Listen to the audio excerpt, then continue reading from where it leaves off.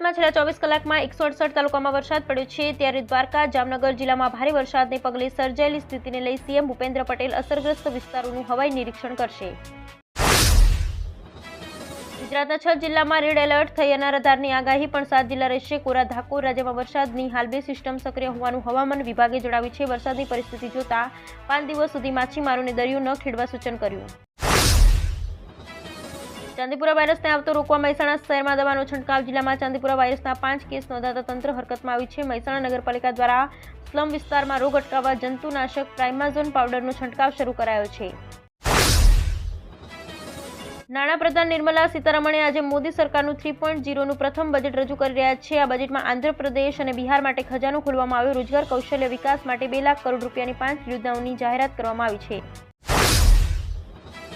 બજેટની જાહેરાત બાદ શેરબજારમાં મોટો ઘટાડો જોવા મળી રહ્યો છે, જ્યાં સેન્સેક્સમાં 1.5%નો ઘટાડો જોવા મળી રહ્યો છે. બીજી તરફ નિફ્ટી ટ્રેન્ડિંગ સેશન્સ દરમિયાન 1%ના ઘટાડા સાથે કારોબાર કરતી જોવા મળી.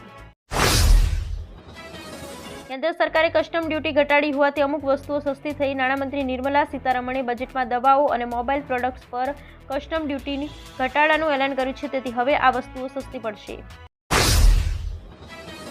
રાજ્યમાં છેલ્લા કેટલાક દિવસોમાં થયેલા સારા વરસાદને પગલે જળાશયોમાં નવા નીર આવ્યા છે. રાજ્યના 31 જળાશયોમાં હાલ સંપૂર્ણ ભરાઈ ગયા છે. ગુજરાતની જીવાદોરી સમાન સરદાર સરોવર ડેમમાં 55% ભરાયો છે. ગેંગસ્ટર્સ સાથે ભાગીને પાછી આવી ગુજરાત આઈએએસ ઓફિસરની પત્ની. ગુજરાતમાં સિનિયર આઈએએસ ઓફિસર રણજીત કુમારની પત્ની સૂર્યાએ ઝેરી દવા પીને આપઘાત કરી લીધો હતો. ગેંગસ્ટર સાથે ભાગી ગયા બાદ ઘેર પાછી આવી તેણે જીવન ટૂંકાવ્યું હતું. આગામી 7 દિવસ માટે હવામાન વિભાગે વરસાદને લઈને આગાહી કરી છે. નવસારી, વલસાડ, દમણ અને દાદરા નગર હવેલીમાં ભારેથી અતિભારે વરસાદ પડવાની સંભાવના હવામાન વિભાગે વ્યક્ત કરી છે. ગુજરાત સહિત દેશના ઘણા રાજ્યોમાં વરસાદી મોસમ ચાલુ છે. હવામાન વિભાગે ઉત્તરાખંડ, ગુજરાત, હિમાચલ પ્રદેશ સહિત ઘણા રાજ્યોમાં વરસાદની ચેતવણી જાહેર કરી છે. ભારતીય હવામાન વિભાગ અનુસાર આગામી 2 દિવસમાં દિલ્હીના હવામાનમાં મોટો ફેરફાર થશે.